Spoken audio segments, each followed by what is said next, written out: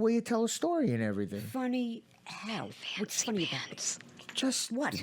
Just, you talk funny. You mean, let me understand this, because, maybe it's me. I'm a little fucked up, maybe, but I talk funny how? How do I talk funny? I talk funny like a clown. I amuse you. Get the fuck out of here, Sharon. No, we got a show to do, you stuttering prick, ya. Welcome to We Tawk Funny, a weekly hour-long podcast hosted by Sharon Pfeiffer and Joe Rubo. A show that's less about the way they talk and more about what they talk about. WTF, a show about entertainment, celebrity, comedy, culture. Welcome, everyone, to another episode of the We Talk Funny podcast here at the world-famous Podcast Junkie Studios in Boca Raton. Woohoo! We have the magician Eric as our producer tonight.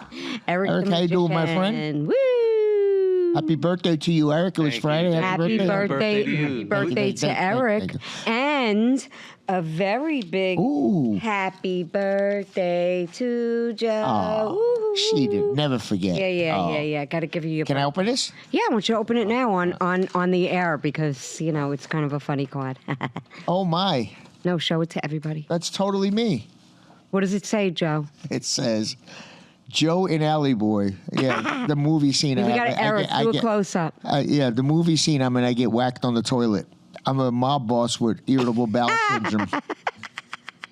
Isn't that cute?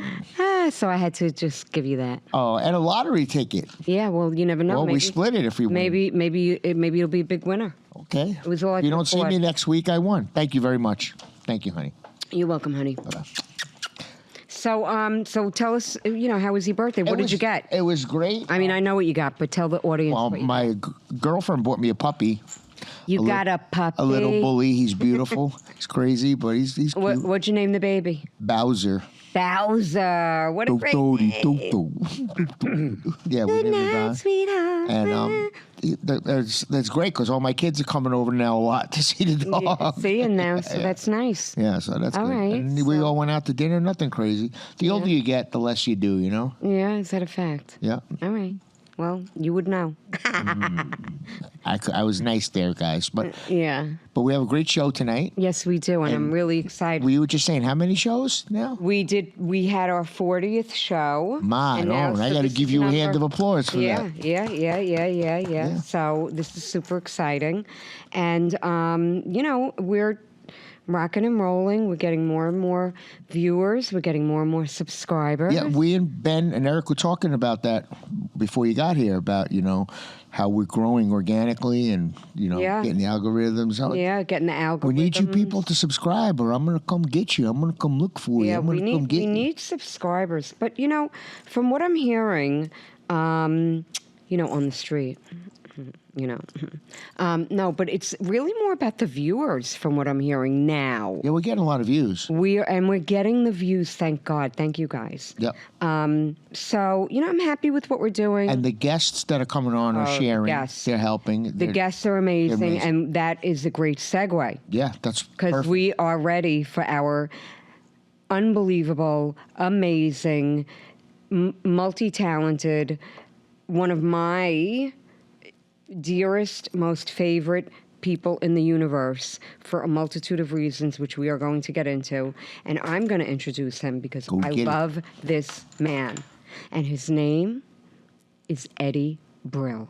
Hey, Eddie. Welcome. Hey, everybody. Welcome. Yay, hooray. Thank you so much for coming on. Oh, it's my pleasure. I've watched the show, and it's in the very beginning of it, I was excited for you guys, and I knew that if I was coming to Florida, I was going to try to do the show there. So unfortunately, I'm not planning on Florida for a while, so I'm glad we got to do it this way. Yes, well, that's what we were holding out for. Otherwise, that we would have had you on sooner. Well, we'll get you then, too. Yeah, when you come down. Yeah. If and when you come down, we were hoping for an in-studio appearance, and when I reached out to you, I was like, "Do you have anything planned?" And you were like, "No, So we said, let's get you on because, we do have the ability to do this Zoom thing. Yeah, this works out. Yeah. And listen, every time I hear Zoom, I don't know about you guys, but we're all kind of the same age, and every time I hear Zoom. Come on and Zoom. Oh my Zoom. I recently went on Boston, Mass and found some of the 2, 1, 3, episodes of that, and I remembered, because they had like a team of kids, and it was like your Beatles. You would pick your favorite kid or whatever. Right. Yeah. They had different casts of Zoom, and it was from Boston. Masso 2, 1, 3, 4. You've watched it. I love Yeah. that Oh, it's a fucking great show. I love Well, that was it. a good time because that electric company was. You just read my mind. I was just gonna say that. Electric Company, Morgan Freeman. Yeah. Yeah, and Right? not Cheetah Rivera, but Yeah, wasn't it Cheetah Rivera? Was it? was that who? Tia Carrera. No, Tia Carrera. Stop it. Oh yeah, She showed her boobs. She showed her that's a boobs on different it. Zoom. Yeah, that was a different Zoom. What are you Zoom, talking about? Zoom. She showed her boobies on Zoomies. Yeah, Zoomies, exactly. What are you talking about? So crazy, so silly.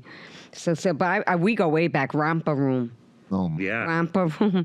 And what was the one with the mirror? Was that Romper Room? that was Romper Room. Right? I see Billy, I see Mary, I see Susie. When I was they in never college, said I was Sharon. going to be a news anchor person, And in Boston, and I was one. Me and John Miller, we were in school together. John became a famous news guy, and I left the news. You went to Emerson. Went to Emerson. You went to Emerson. And on the very first newscast, I took a mirror and opened the thing, and I went, I see Billy and I see Susie, and then they fired me. So, but I just here's my chance, my whole life To do it. I got to do the news, and I held the You mirror. held the mirror. And I put on sunglasses that you could see, and I was pointing and go, there's camera 1 and there's camera 2, and I was You were having too fun. funny for it. You were Yeah, destined that's for and comedy. this John Miller interviewed Osama bin Laden, so the difference between the two was I think your skit was better. Yeah, we would have rather watched that anyway. So tell us, dear Eddie. Of course, the obvious question is, how did you get into comedy? How did that happen, and when did it start? Did it start like when you were 5 and making your friends laugh, or like? well, when I was 5. Funny that you would mention that. My family was very, very funny. My mom, especially, was hilarious, and she would say, "You always say funny."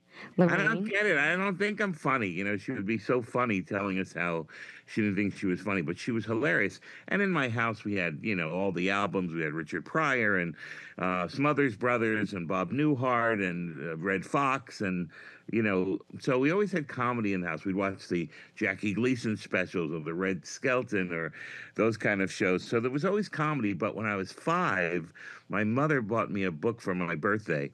And the book was called Jokes, Riddles, and Boners. That's how old I am. A little too young for that. Boners didn't mean boners. It was like a joke thing. Was your mom Lorraine? If I Lorraine, remember, Rainy Dew, very good. Yeah, I call her Rainy Dew. Right. So in the book there was a joke, and it made me laugh so hard. It was, what did Tennessee? And the answer was the same thing Arkansas.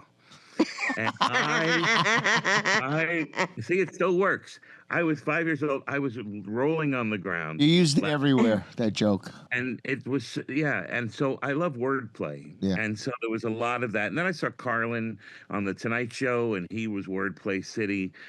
And that really sort of got me in. I never thought I'd be a comedian. I just loved comedy, and there was always comedy around the house. And my mom was very sarcastic. She's from Brooklyn too. She's like, like, hey, take out the garbage. Who me? No, the asshole behind you. Like that's how my mom was. That's so wonderful. What are we having for dinner? Food. When's it gonna be ready? When it's done. She was Quick witty. very sharp and having fun sharp. doing it. She wasn't a jerk. She was really having fun. Right. So, and then I went to college in Boston to be in the news or sports. I had a radio show and a DJ and all this kind of stuff.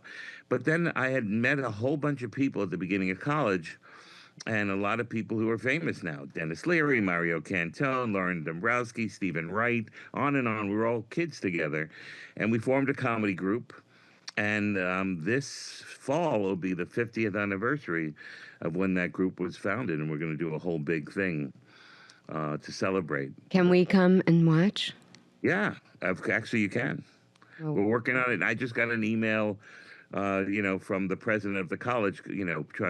We're getting everyone together, and we're going to make it special. So that is going to really be special. Not yeah, little and then yellow bus other special. Emerson people like Bill Burr and Andrea Martin and Jennifer Coolidge, and Wow. I mean it was just we just had this all-star cast of David Cross and Laura Keitlinger. I mean it was just, and then before us.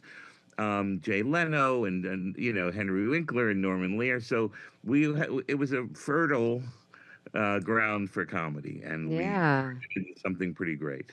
That's awesome. amazing. So you live in New York City, and I know quite a bit about you because we, like I mentioned earlier, you and I are really good friends. Yes, my family loves you. They ask about you all the time. They really do. And I love them too. And I miss you not coming down to Florida as often as you used to visit. So, but you live in the same apartment, the fabulous apartment that you have in New York. I'm not going to say exactly where, because we're not going to dox you. You never know, yeah. But a lot of weirdos. But you live in such a great place, which is such such a great fucking place where you live, and comedy. Like you can walk to so many great places, and so do you? And on my street, the comedians that have lived here, Lenny Bruce and Sarah Silverman and Mark Maron and Jay Moore and Tony Woods and William Cornell and Jonathan Katz. Like legends. Yeah, all on the street. There are a lot of a very famous street. Brian Kiley, Todd Barry, who also grew up in South Florida. So this street is pretty packed with history of comedy. Yes, and it's so awesome. Like Neil Brennan, it's on and on and on. It's I was going to say fertile again. Haven't used the word fertile in ages. And all of a sudden, I wasn't going to let myself go twice. How long have you lived there, Ed? I've lived in this neighborhood since 1980. Oh, wow. And I lived in this apartment that I am speaking to you from for 36 years. Yeah. 37. Yeah. So cool. Such a cool area, and just the vibe. I mean, when you walk around, and there's nothing like it. And I have a stoop, I'm you from got a stoop. Stoop. No, he's got a stoop. I spend my life on the stoop. We played, we pitched pennies and we played penny poker, and before we go out on the street to play punch ball and stick ball. Yeah.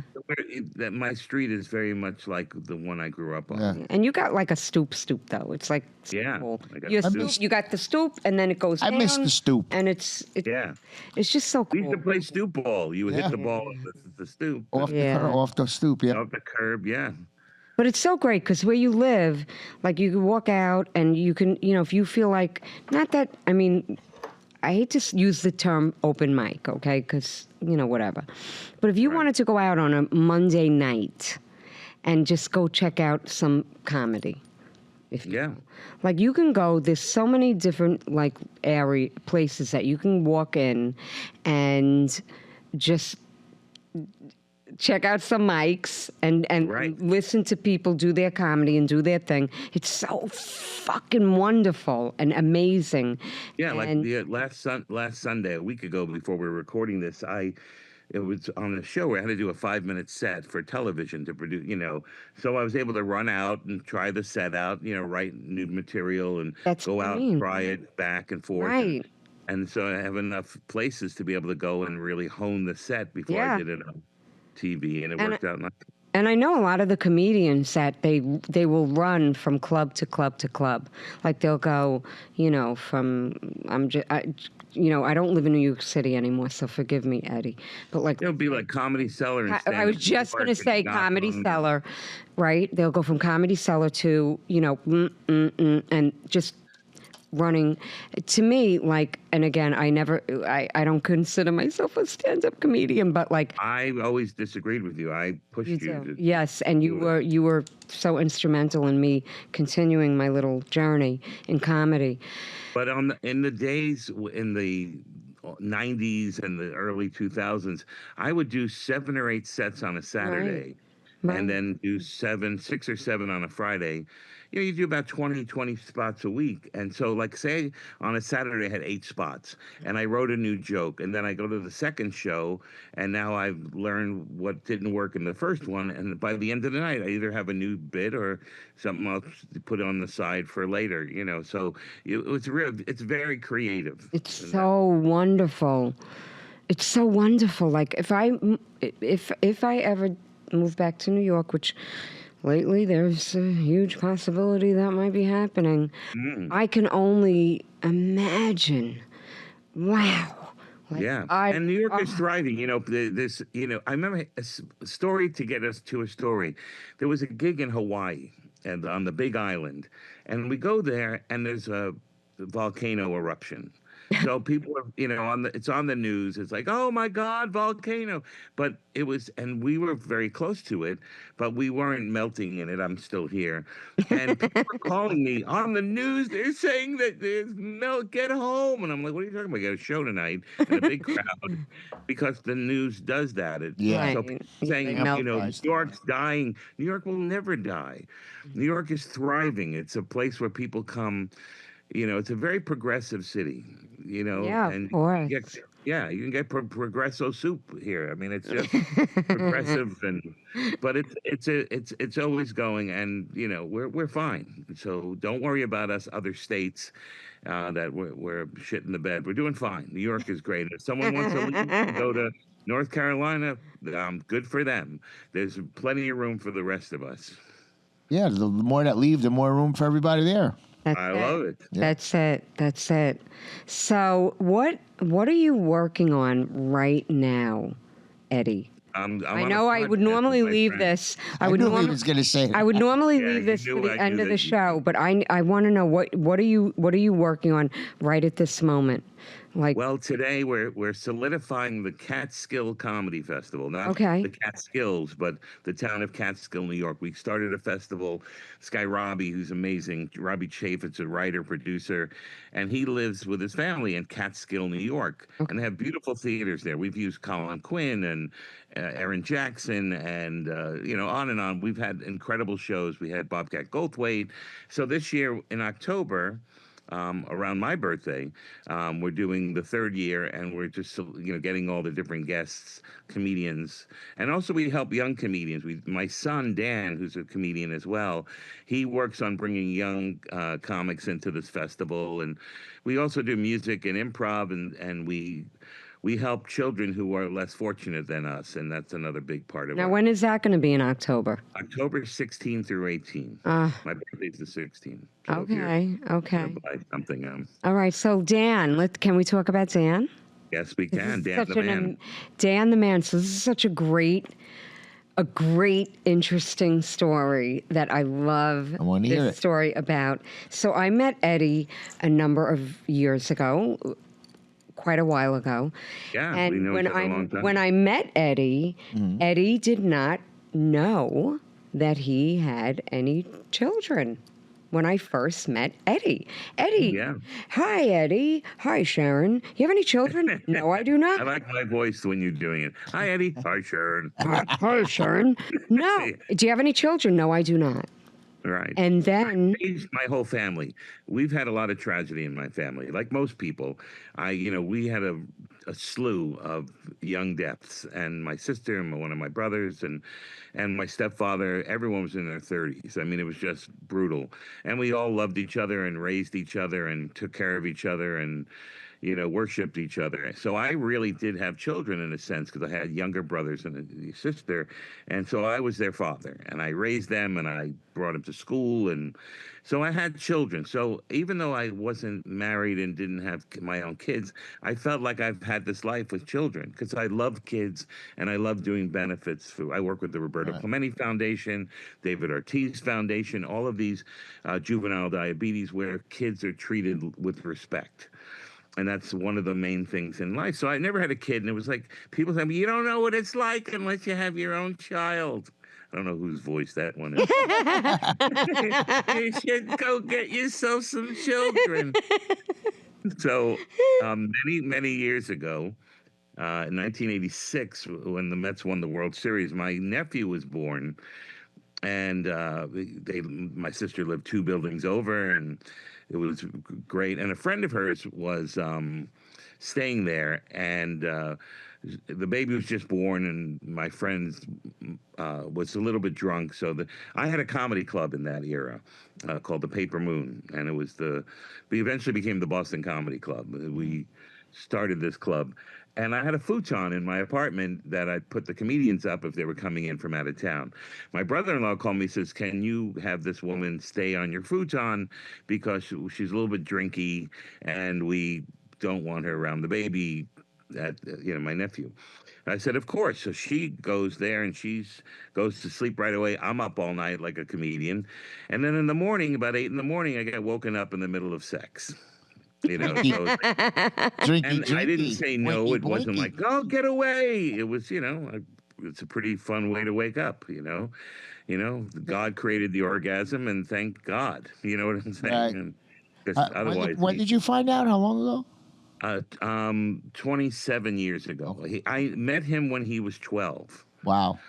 So I didn't know I had a son. She eventually figured it out. She didn't know right away. She's an incredibly great woman who raised our son beautifully. My son is incredibly hard. Dan the man. Full of heart and a family man with 2 of his kids, and him and his wife are amazing. So, but I didn't know. I had no idea that there was a kid walking around. Believe this? And then she told me, and for a minute I was in denial, and I called my mother. She goes, "Yeah, I have a grandchild." I guess that's the voice. That's the voice you were using. Lorraine. Yeah. Now it all came together here, and she said, "You got to find out." And so this woman brought my son, which I didn't know I had, to the show I did in Bryant Park outdoors. I remember the show. I remember it was Greg Giraldo, Louis Black, Judy Gold, and Dave Attell, and I was hosting for HBO. And I was nervous because I was going to meet this maybe my son. Uh-oh. And so the show is over. This little boy turned through the corner, and I fell in love in less than a second. Oh. And That's he was awesome. 12. And now he's 39, and we're tight, great friends, love each other like crazy. Awesome. He has 2 of his own children. Look, I'm shedding. I'm shedding. That's a great story. Yeah. I love it. It's one of my favorite and it's stories. beautiful. And he's a comedian, and he's a producer, and he's an actor. He's in the new Spielberg And he's film. amazing, and he's everything. Yeah. He's so good. So I'm so proud of him. He produces this new comedy series called Comedy Social. Right. And he's filming a lot of young comedians, giving them airtime on. He's a good human being, and I'm very proud to. Oh my God! You make it look. Joe knows me for so long. I don't get emotional with anything, but that's just. It's such a beautiful thing. So beautiful. And then I have the 2 grandchildren. Now he has grandchildren. He has grandchildren now. He didn't even know he had. People say they're 2 and 4, and I go, that's their names. 2 is 7, 4 is 11. It's so great. But listen, Eddie, before we move any further, we just have to take a 1-minute break. All right, I'm good. So that we can do a little shout out and just let one of our sponsors, Deckmasters of South Florida, do their thing. Go for it.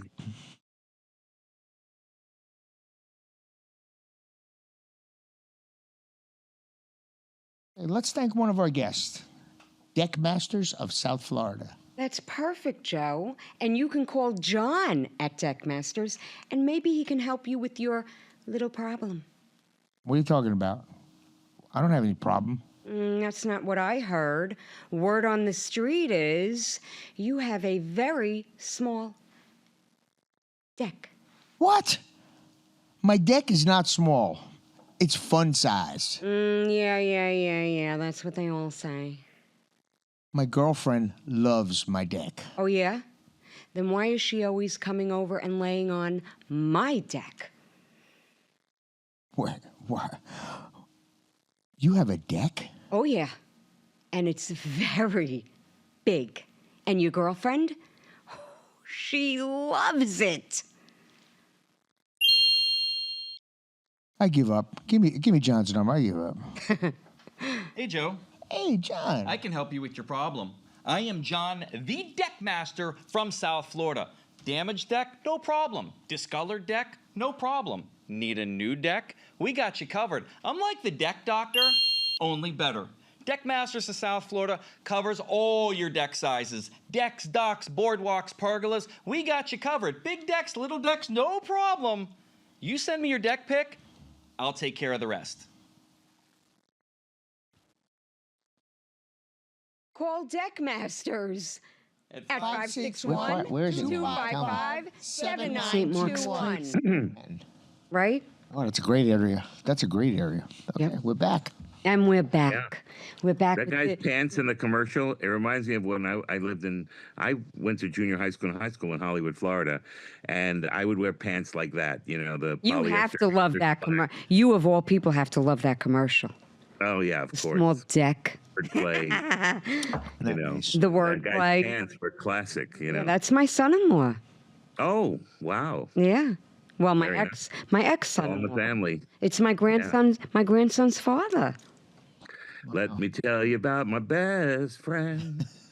Remember that? Yes. Of course. Courtship of Eddie's father. Of course. I used to watch that all the time. So, do you still Pulling thread. do you still like? I mean, not to sound like an idiot, and I probably will, but do you still perform around the city, just doing stand-up? Yeah, I just did a thing in Long Island in Long Southampton. Where? They in the Southampton Playhouse. They have a beautiful theater, and they showed the Young Frankenstein movie. They had me open up for it because they were Oh, doing how the fun. comedy. Frankenstein. festival. That was fun. Yeah. How Frankenstein. And Mel Brooks, 100 years old. It was a Yeah. whole thing of Great comedy. movie. How great was that? Yes. How great It was that? fantastic. Oh, here's an interesting Mel Brooks thing that a lot of people don't know. His first movie was Producers, and the second movie was Blazing Saddles, which I saw when I was living in Florida. When I saw Blazing Saddles, I didn't know it wasn't a Western. I didn't know it was a comedy. So I went there because I went to every movie. I worked at the Hollywood Cinema in Young Circle. So I went to every movie, and Blazing Saddles starts, and it starts off like a real Western, and then it explodes into this hilarity. But in the Producers, there's a song that's very famous, Springtime for Oh Hitler God! and Germany. Okay, so I watched Blazing Saddles 30 times, 40 times. What I didn't notice until recently is that when they're going to go see Lily von Stupp. You remember the Madeline Kahn Madeline character? Kahn. So the sheriff, Cleavon Little was his name, I think, and I think it was that, and the sheriff and Black Bart, they're heading over to see Lily von Stupp, and the music, the incidental music in the background was "Springtime for Hitler." Very cool little thing. Yeah. It was just playing in the background. And I've seen it 1,000 times, and I didn't notice it till recently. It's amazing when you rewatch any you always film. you always Really, catch you something. always catch something, and you're like, I didn't see So that. great. the So first clever. time. They call them like little eggshells or egg Little something. Easter eggs. Easter eggs, thank you. Yeah. So you do a lot of writing. You do a lot of comedic writing. And are you working on anything of your own? Like, are you writing any All the time. Screenplays? I'm trying to get my son and I to put something together. A friend of ours just recently took over a very big job at a very big organization. I don't want to give all that away yet because they just got the job. But she had asked me if I could come up with some stuff. And so I've been working on stuff and trying to get my son and I to put our story together and create something out of that. And I write all the time, and especially like I did a TV set recently, and so I rewrote from scratch a 5-minute set because it's just fun. Every time I did Letterman as a guest, the Letterman show, I would write a brand new set for it just to create. It's really fun to create. Plus, I also would talk to Louis C.K. or talk to Colin Quinn and talk to people I trusted to, like, what do you think of this joke? And they go, well, if you take this word out and put pause here, it's a great process, the whole writing. Yeah, the collaboration with others and to get input and feedback is really, it's interesting if you're open to it. And a lot of people are not open to that. They're like, nope. This is how I did a show, and I won't mention names. Two very famous comedians and me traveled representing the Late Show. And we would go to all these incredible theaters. And one of the comics, and they were both geniuses, these two guys. One of the guys, he would come up to you and say, hey, I got a line. How about this? Like, oh, my God, that's great. And here's one for you. And the other person was like, I prefer writing on my own, which was totally fine. It wasn't mean or bad or whatever. No. It's just their style. Right. So everyone has a different kind of thing. Right. I see. Yeah, everybody's got their own way. Everybody has their own thing. Yeah. Everybody's got a hungry heart. No, something about Eddie that you should know. Eddie's Joe. quick. Eddie talks in singing. I like it. I love it. Oh, I can't. It's a sickness. Yeah, if you're not on board with that, then we can't be friends. I'm on board. Some people have been annoyed. I write already. I can't help it. No, he can't help it. It just happens. That is Eddie. Numbers and letters dance in my head. To know Eddie is to love Eddie, and if you're not along for that ride, no, you. That's the first thing I can't help it. That's just who That's Eddie from is. being a DJ. Yeah, right. Okay. It's California. There you go. So let's, there was, I was going to stop you, but you were on a roll, so I didn't.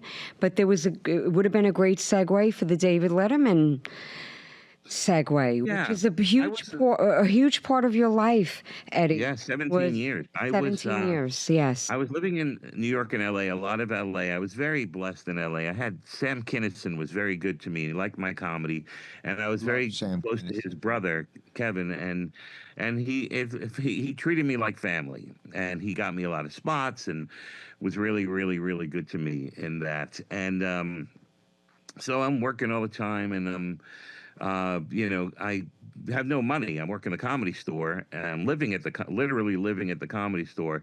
The Comedy Store was like my living room, and I had like 35 cents in my pocket. And one of the guys I'd gone to Emerson College with got me a warm-up gig. Said, have you ever done warm-up? I said, oh, sure. And I'd never done it in my life. and I did so New York. By the Bell. Saved by the Bell was happening. And the cool part about it was the studio was literally across the hall from The Tonight Show with Johnny Carson. It was so cool. And, being the warm-up guy, I was making like $1,000 for the thing. It was like I went from having like less than $1 in my pocket and trying to get gas money. So it was good. It was a pain in the ass job because it was all kids and they didn't want stand-up comedy. I was standing in the way of them fawning over the young actors and actresses from Saved by the Bell. But for me, it was good money, and across the hall was Johnny. So that was really great. So now I decided in 1990 I was going to move back to New York full time because I had a girlfriend in New York, and I love New York more than any other place. And so I got a job at the Dana Carvey show doing the warm-up. And that show didn't last, unfortunately. And a lot of the producers and writers from there went over to different shows. And one of them was Louis, and he went to Letterman as a writer. Letterman went into the writer's room and asked, anyone know someone who could do warm-up? Louis said, we had Eddie Brill at the Dana Carvey show. You should bring him in. They brought me in for an interview. I had a 6-week trial period, and it lasted 17 Oh, incredible wow. years. Unbelievable. Yeah. So you used to Unbelievable. get I got to you used to get the produce and crowd book ready. comedians and, be part of the productions. And it was a dream come true. So you and Joe, Joe was on David Letterman. Yeah, I had For- a skit with him a couple of He had a times. skit going. He was the stepson. Yeah, we're going back to 1990. Oh, wow. So I thought that you two actually knew each other, but apparently you didn't. I was in 1990. You came on like in 97, right? 97, yeah. Yeah. I was like, how fucking old are you, Joe? Yeah. That was the NBC show. It was late night. 1990 was late night. Because late show started in 93. I think it was already in CBS when I went. Okay, it was August of 93 was when they No, moved. it wasn't. You're right. It was the old building then. Yeah. Yeah. It was still NBC, right? Because Saturday Night Live. Yeah, you're right. Absolutely. Yeah. Yep. He should know. Yeah. Yeah. It's so long ago. I still had a mullet back then. Yeah. I had lost my mullet just before then. Yeah, I I had had a a girlfriend mullet. who said she would date me if I'd cut that mullet. I had a mullet too. What a great guy, though. Huh? David Letterman. What a down to earth great guy David Letterman was. Yeah, he treated me like family. Yeah, I mean, he was so good to me. my sister had passed away when I first started working there. Yeah. And I can't even begin to tell you how incredibly, I am actually beginning to tell you. He was so good to my family and so great to, he was just, he took care of, he was very loyal to the people who worked hard Yeah, for him. And yeah. it was really a pleasure to work with that many incredibly talented writers and producers and camera people and lighting people and post. It was a professional scenario where we set it up and knocked it down and blew people away, and then closed it down and redid it the next day. I missed that show. I really do. That was it was great. I met all my heroes. I met Sophia Loren. I met, Don Rickles, when I became close. I mean, I have a long list. He's had everybody on the show. Yeah. I don't even watch late night anymore. I miss David Letterman so much. That was great. Yeah. Eddie, And, let me. go ahead. No, I was going to ask you, do you have a favorite moment from being on David Letterman? Well, it's kind of, I was almost going to say this here, but my father had an electronics wholesale business, and my father and I weren't very close growing up, not because of, we didn't live together. I was living with my mom, my stepfather, and all this stuff. And my father and I were friendly, but he didn't know how to raise kids at the time. And, we eventually he became my best friend and supportive. But at the beginning, he wasn't really supportive. And one night, because he didn't come see me do stand-up, So one night, Rickles was on the show, and he mentioned me and on the air. And Rickles said, "I love Eddie Brill." Oh, wow. No shit. And and I was like shocked. that. And so all of a sudden, I call my stepmother and I say, "Tell Dad to watch Letterman tonight." And she said he was crying his eyes out. That his favorite comedian was saying he loved his son. I can't even imagine. One night I'm at the brokerage in Long Island doing stand-up. My father lived in Oceanside, Long Island. And I didn't know this, but he snuck in and sat in the back. And when I was done with the show, my father was crying, because I sucked. Because he sucked. My father was crying because he couldn't believe that I was actually decent at this job. You know what I mean? And then we started our friendship, and then he would walk over broken glass to come see me perform. That's and awesome. Oh, incredible friends. Eddie. So that to me is, but as far as meeting Elvis Costello or sitting at the piano with Burt Bacharach, I can go give you 1,000 name-dropping things. It was just beautiful for me. When I was a kid, I had everyone had posters of Farrah Fawcett, with the orange bathing suit, her nipples poking. I had Sophia Loren. She was my hero. And she was on the show, and I got to meet her and talk with her, and she kissed my hand, and, it was just, and she was charming. Amazing. And, amazing. It's ridiculous how amazing it all was. And David Letterman, I got to meet. I would look down at him every once in a while because I would be at the desk in all the commercial breaks. I go, "That's fucking David Letterman." You know, Say, am I really here? yeah, I really was. I had a lot of, God bless you. Bless. God bless you. Yeah. Yeah. And do you have, if I may ask, you can tell me you don't want to answer, but do you have a bad memory? Very few. Very few. And Do you have any that stick out that you're like, I remember this one time. There was this one. You don't have to say any names. There was one person who was really arrogant, and very rarely were people arrogant. They were so excited to be on the show, and looked up to Letterman and all this. And there was one person, and I don't want, it's not worth it. No, you don't have to say any names. Yeah, but you could tell us a really bad person who was so in love with themselves and brought negative energy to a really positive place. So that person never was allowed back on the show. Yeah, I heard he would do that, David. Yeah. Any kind of bad experience. I heard about that person. Yeah. Yeah. So, yeah. So again, if I was a little bit younger, I'd be like, yeah, and then this person did that, and no, that's the whole thing about you, Eddie. From the day that I met you, you have always had your positive energy, your vibe, the way that you carry yourself, and the way that you move through the universe is so delicious. What song coming? No, it's delicious. It really it's delightful. It's delightful. Song coming. Yeah. But no, and it was funny. I don't even. How did we meet, Eddie? Was it from the class? Was that the first time? No, because I think I took your class because I had already met you. Yeah. I forget how I met you. I was trying to think about that too. I was trying to remember how I met you, but mutual friends, most likely. Something like that. But you're so positive, and your energy. I hate the word infectious because it always reminds me of diseases. But it's so infectious, and you can't help but when it's easy. You can go to the negative. Like I've had this. It's so easy to really. Like I said, my sister was 34. One of my brothers was 35. My stepfather was 37. These are the people you love, and they're all of a sudden gone. I miss my sister every day. She lived a block, from me, and you can really be angry, or you just really can it's like you give oxygen to the scenario. Yeah, but you don't. You don't. And we've stayed up till 5 o'clock in the morning talking about this stuff, you and I. Yeah. And your energy and you're so vain. No, but you're not. I am. You're not. Simon. You're just so wonderful, and to be able. Thank you. The gift of to be allowed to spend, and it's a gift to be in your company and to spend time with you. And in comedy, one of the most important things is vulnerability.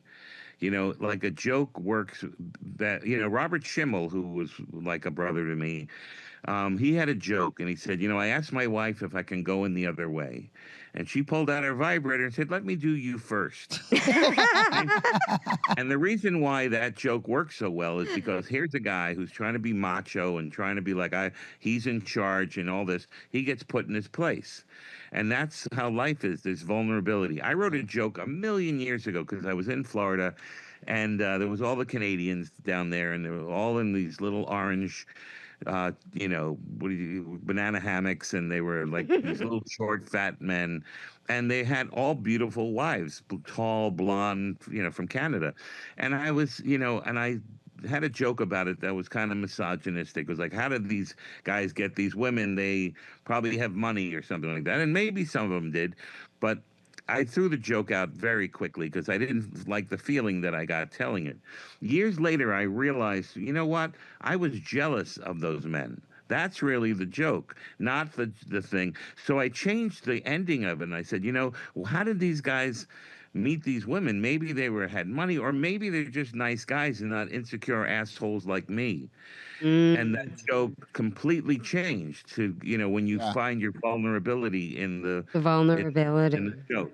And a lot of time in this life, as a young boy, I remember being taught like macho was cool and vulnerable was weak, and in reality, it's kind of on the opposite of that. Being trying to be all macho is covering the insecurity, not in every case, but Not- it yeah. happens. So, I've learned to be okay with, not having to be, perfect or, in fact, that's the beauty in, the way comedy works that way. Well, I remember one instance when you were down here performing with Caroline. I never can say her name right. Rhea. Caroline Ray. Right. Like Ray, like And Ray's Pizza. at the Boca Resort, and it was Yes. a charity type of a thing. And there were like you had some other comedians. It was Caroline Ray and this other guy that we should have never had on the show. Yeah. Yeah, because He's a nice person.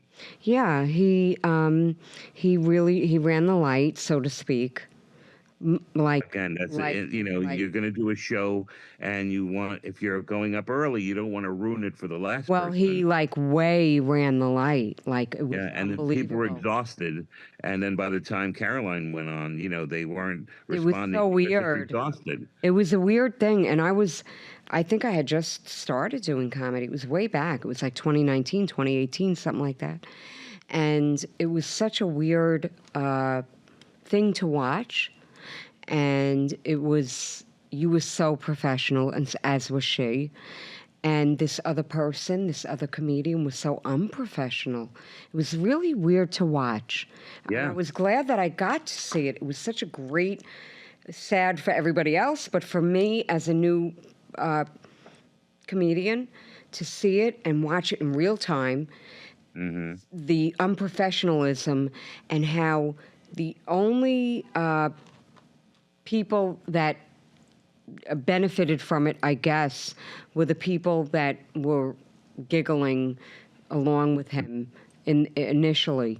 But no, it was so bad. He ran the light for like 20 minutes. He was like 20 minutes he was over. just going on and he on was and on. supposed to do, I think, 10 minutes, and he 10 did minutes. like a and he half did hour. Like 30, 40, Yeah, something like it that. was really, I never saw anything. And by the way, I think of it often because I've never seen that ever happen again. Ever. Yeah. Anywhere. In anything, anywhere. It was so, in New York, there's sometimes, like, remember I was telling you I was doing 8 shows a night. There are like 14 clubs at the time, and it was like a ballet. You'd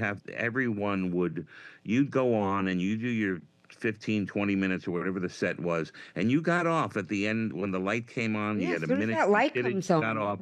Because if you went long, it was going to screw up the whole schedule. I mean, whole who ballet does that that? was going on in all these Yeah. clubs.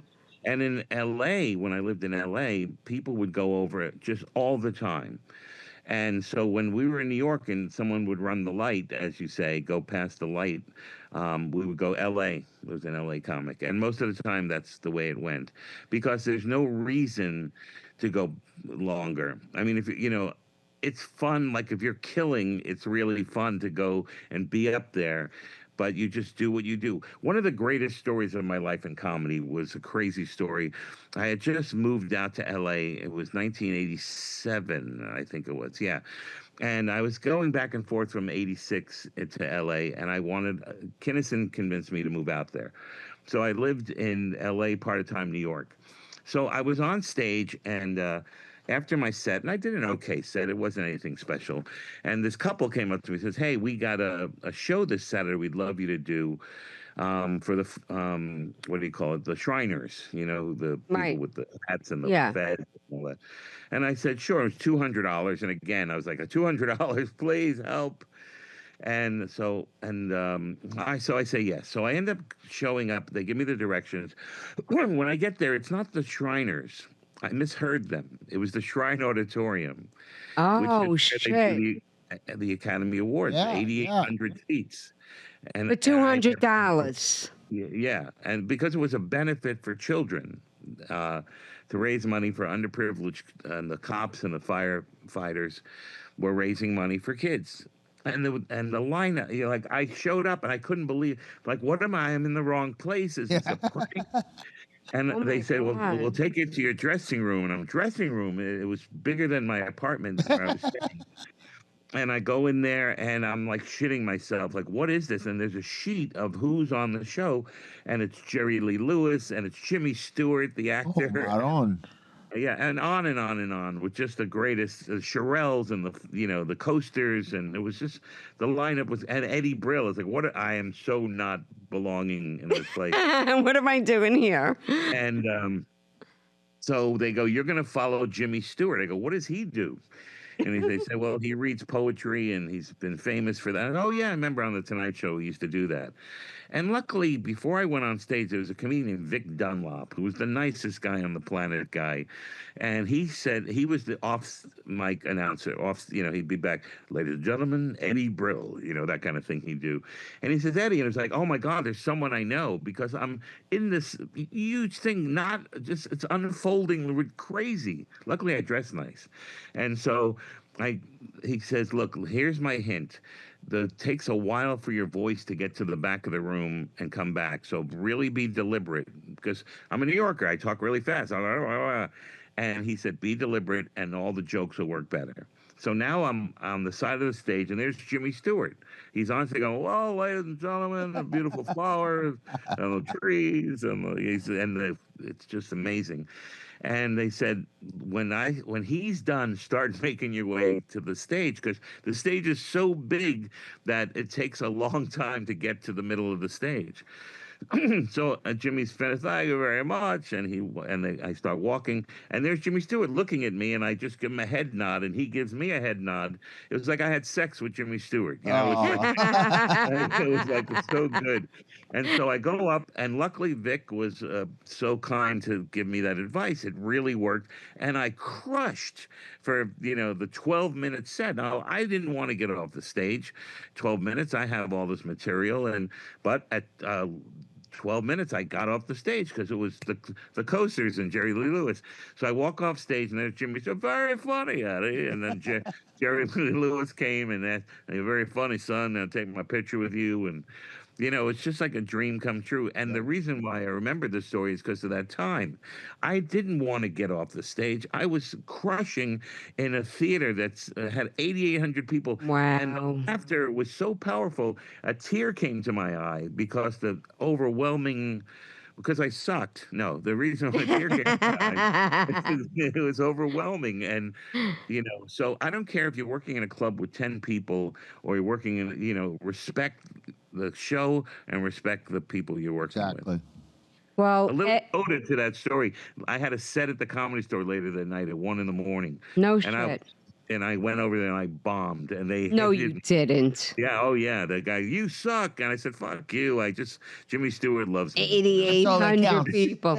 Listen, Eddie, how can our viewers, if you allow people to follow you and reach out to you and contact Well, Joe did it today. Go to Eddie Comic at Instagram.